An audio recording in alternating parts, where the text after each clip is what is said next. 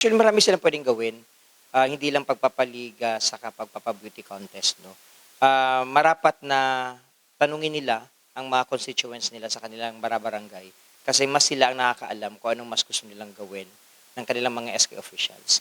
Ito ang paalala ng National Youth Commission o NYC sa mga kabataang pipili ng kanilang mga lider na mamumuno sa kanilang komunidad, kaugnay na rin sa nakatakdang barangay at sangguniang kabataan eleksyon sa October 30. Ayon sa NYC, maiging kilalanin ng mga botante ang kanilang iboboto, lalo't kapakanan ng mga kabataan ang pinag-uusapan.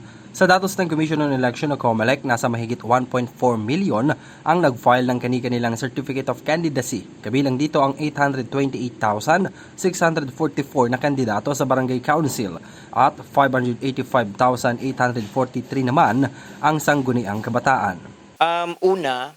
Maganda na ang mapili nila yung mga leader kabataan na nagtatanong at nagkukonsulta. Kasi importante yun eh. Parte kasi ng trabaho ng isang SK is konsultahin ang mga katipunan ng kabataan or yung mga KK sa kanilang mga barangay every 6 months. So kailangan ginagawa yun. Sa bilang na ito, ilan sa mga sumubok na ialok ang kanilang serbisyo sa mga kapwa kabataan gaya ni Jinlin o Jaylin na istutukan ang serbisyo pangkalusugan, balik eskwela, livelihood program at iba pang aspeto na magpapataas ng moral sa mga kabataan. Ayon sa NYC, mahalagang kumonsulta ang mga youth leader sa kanilang nasasakupan para maunawaan at mapagkasunduan ang iimplementang programa. Ang ilang tumatakbo namang SK chairman ng ilang barangay sa Quezon City gustong tutukan at bigyan ng gantimpala ang mga kabataang may mataas na grado sa kanilang eskwelahan. Meron po tayong, bukod po sa scholarship, meron po tayong student assistance. So, paano po yung student assistance? Kadalasan po nagagawa na rin po to sa ibang city. Kaya po, tutularan po natin yan. Kunwari po, si ate, gumraduate po siya ng with honors o cum laude. Meron siyang 2,000 sa akin. Same goes by with honors, with highest honors, summa cum laude, magna cum laude. With highest honors, meron siyang 5,000, 7,000 sa akin. And then po, meron po tayong i-require ko po siya trainings for taekwondo po. Bakit po taekwondo? Dahil po sa kadalasan ngayon, yung kapaligiran natin, hindi natin alam gaano naka-safe. Lalo na as Manila student, naranasan ko po minsan ay manakawan. Kaya po sa oras ng kapahamakan, maganda na may alam yung kababaihan natin, paano depensahan yung sarili natin.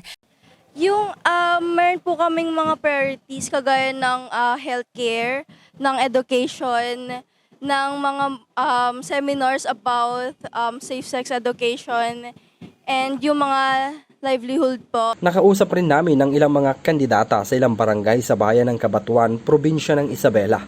Gaya ni Giara at Frances, nais tutukan ni Dayan at Princess ang pagbibigay ng pagkakakitaan sa mga out-of-school youth para makatulong sa kanilang pang-araw-araw na pamumuhay.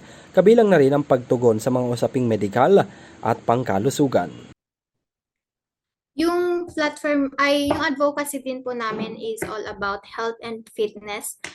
Meron po kasi kaming 2 nursing students dito po sa team namin, and under health po, mag-establish ng feeding programs, volunteer medical missions, since may alam na rin po kami about under medical and community outreach programs para mas ma-engage po yung community and under sa health. Tapos pwede po kaming mag-collaborate with the local health center in the barangay po.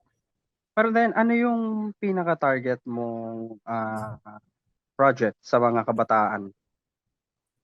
Under health and fitness po, which is yung volunteer medical missions and yung sa sports po.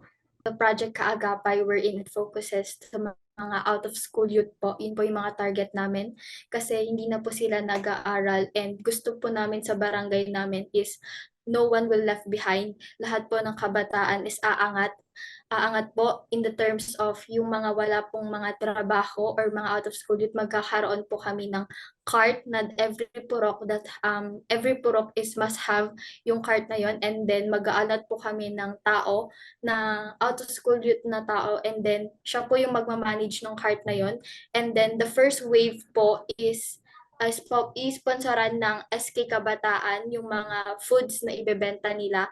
And then the second wave na po nun, pag naubos nila, syempre po, sila na po yung gagastos nun kung ano po yung nakita nila in the first wave, sila na po yung magmamanage nung second wave. And then that primary purpose po is to support their families, and then to support their families in terms of financial needs po. And then the second is to para matulungan din sila kung paano mag-budget, and then to become a youth entrepreneur po.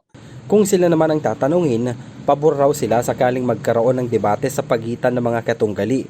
Ito'y para na rin mailatag ng maayos at maunawaan ng mga boboto ang tunay nilang layunin sa kanilang pagtakbo. Samantala, paalala naman ng COMELEC na sundin ang mga guidelines na ibinaba ng komisyon hinggil sa pangangampanya para sa BSKE 2023. Kabilang narito ang pagsunod sa itinakdang sukat ng mga tarpaulin at kung saan dapat maglagay o magpaskil ng mga campaign materials. Para sa EuroTV News, ako si Henry V. Nicolas, sumasaludo sa bawat Pilipino.